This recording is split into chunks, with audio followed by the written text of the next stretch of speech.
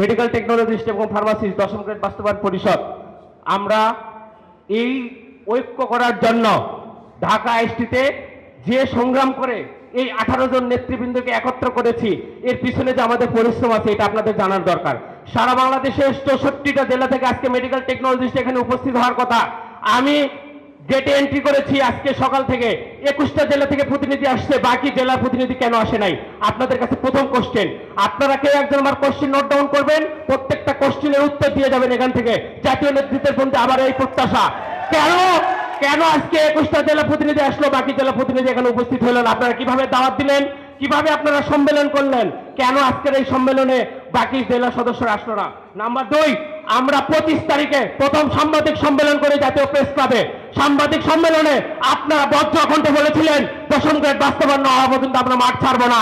আপনারা 26, 27, 28, 29 তারিখ আমাদেরকে সময় দিলেন সারা বাংলাদেশকে প্রেস রিলিজ করার জন্য, আপনারা লিফলেট বিলি করার জন্য, মেডিকেল টেকনোলজি সহ প্রশাসনকে সচেতন করার জন্য। আপনারা কেন এরপরে 30 তারিখ 2 ঘন্টা কর্মবিরতি দিলেন? আপনাদের কি মনে নেই 30 তারিখ 2 ঘন্টা কর্মবিরতিতে বাংলাদেশে এমন কোন ইলেকট্রনিক প্রিন্ট মিডিয়া ছিল না যারা আপনাদের নিউজ করে নাই? আপনারা ভুলে গেলেন। এরপরে 3 তারিখ অর্ধ দিবস কর্মবিরতি করলেন আপনারা।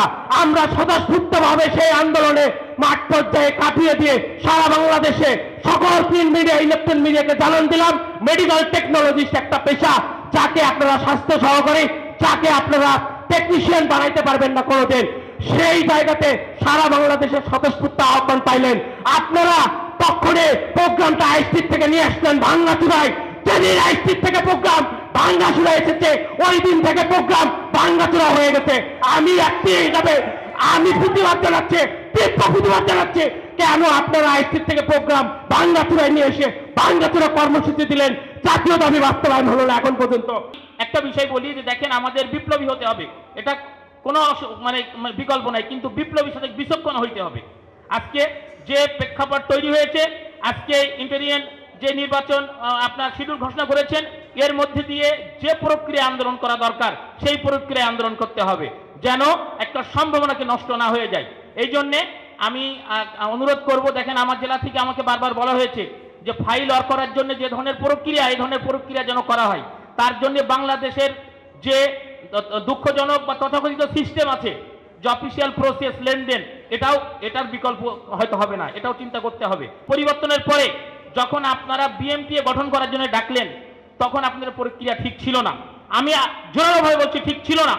আপনারা সিদ্ধান্ত নিয়েছেন 2 পক্ষ মিলে আপনারা এখানে একটা পার্সেন্টেজ করে আপনারা বিএমপি গঠন করবেন, সমগ্র জেলাবাসীকে জানাবেন। না, এটা করা উচিত হয় নাই, ওখানে ভুল হয়েছে। আগামী দিনে আমি মনে করি একটা আপনার আহ্বায়ক কমিটি করে, অল্প দিনের একটা আহ্বায়ক কমিটি করে একটা জাতীয় নির্বাচনের মাধ্যমে সমগ্র দেশের মেডিকেল টেকনোলজির সমর্থনের মাধ্যমে একটা বিএমপি গঠন হতে হবে। ওই প্রক্রিয়া ঠিক না করতে পারলে আপনারা কিন্তু কোনোভাবেই আজকে জাতীয়তাবাদী ইসলামী মূল্যবোধ, বৈষম্য বিরোধী এমটাব এই ভাগ করে কিন্তু হবে না।